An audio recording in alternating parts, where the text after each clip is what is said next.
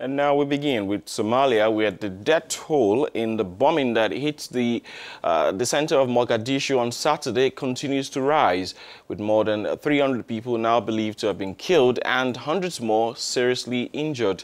As funerals continued, the government said the death toll was expected to rise. Some of the dead are believed to have been quickly buried by relatives.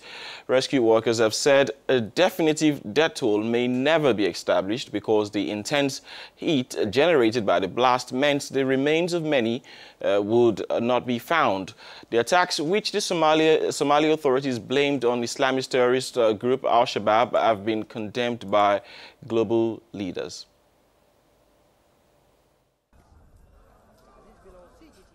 World leaders, including the United States President, Britain, Canada and France, have strongly condemned the weekend suicide bombing in Somalia, the worst attack in the country to date.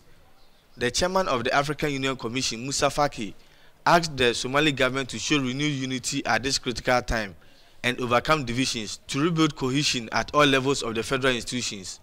Ugandan leader Yoweri Museveni tweeted, "Uganda strongly condemned the cowardly terrorist attacks in Mogadishu that has left hundreds dead."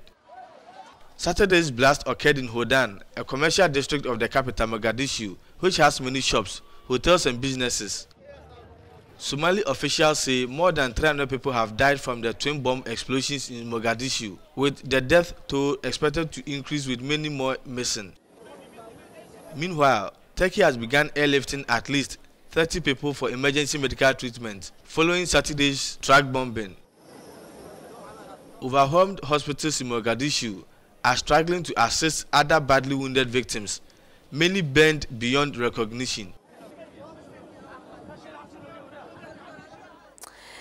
With much aid needed for the injured and evacuation of the dead, the international community has begun mobilization for Somalia. On Monday, the Turkish Minister of Health landed in Mogadishu on a medical plane dispatched by Ankara. Africanews' Bridget Ogwe and Michael Odwor, who have been monitoring the situation. Some of those seriously injured in Somalia's bombing were moved by ambulance to the airport on Monday morning to be flown to Turkey for further treatment. Somalia's Deputy Prime Minister Mahdi Mohamed Guleh, who was overseeing the evacuation process at the airport, said 40 of those severely wounded victims were transferred to Turkey from Mogadishu. Our brothers in Turkey sent us a military plane, and we are really thankful to President Erdogan and his people today. 40 people, with the most serious ones, are being evacuated from Mogadishu to Turkey. Every one of these people has one of their relatives traveling alongside. The deputy further assured that the government will ensure all those who are injured receive proper treatment. We will try to help the rest of wounded people in hospitals, and we request doctors and hospitals to report the serious ones in order to take them abroad. President Recep Tayyip Erdogan strongly condemned such attacks on innocent civilians. More than 300 people died after twin bomb explosions in Mogadishu. Several locals packed in hospitals in search of friends and relatives caught up in Somalia's deadly attack in decades. A great show of solidarity there indeed from Turkey. Well, it's not only Turkey that's responded so far. Other nations are deploying personnel for various operations, including rescue, while others have pledged solidarity in different ways. The iconic Eiffel Tower, located in the French capital, Paris, turned off its light on Monday night to pay tribute to victims of the attack, while the Toronto sign was also lit in the colors of the Somali flag as a show of solidarity.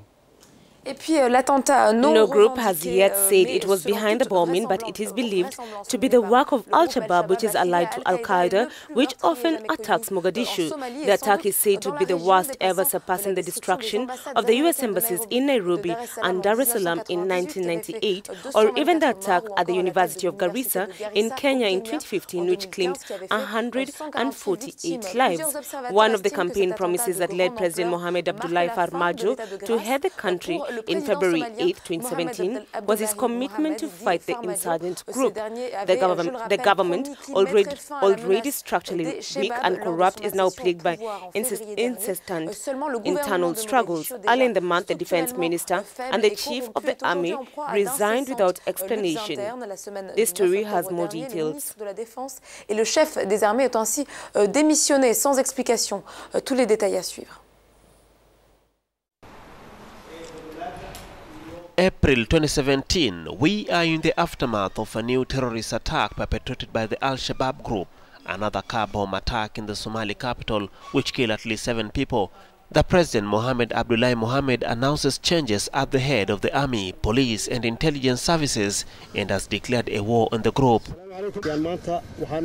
Today I announce a state of war in the country.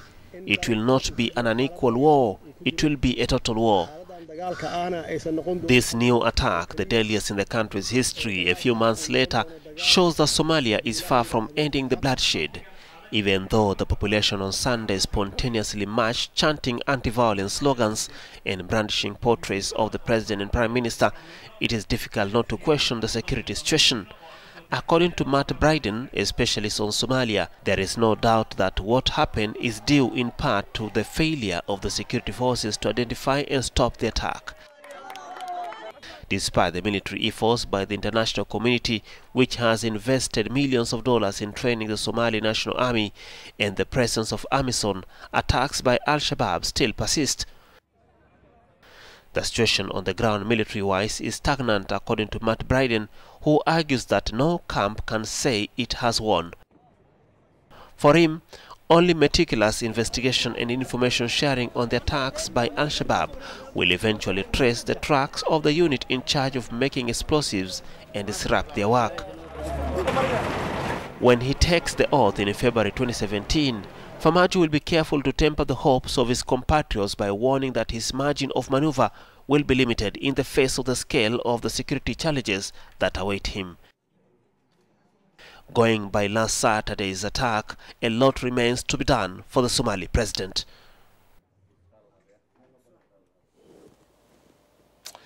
This is the morning call here on African News. Let us now bring you some more stories making the rounds from across Africa.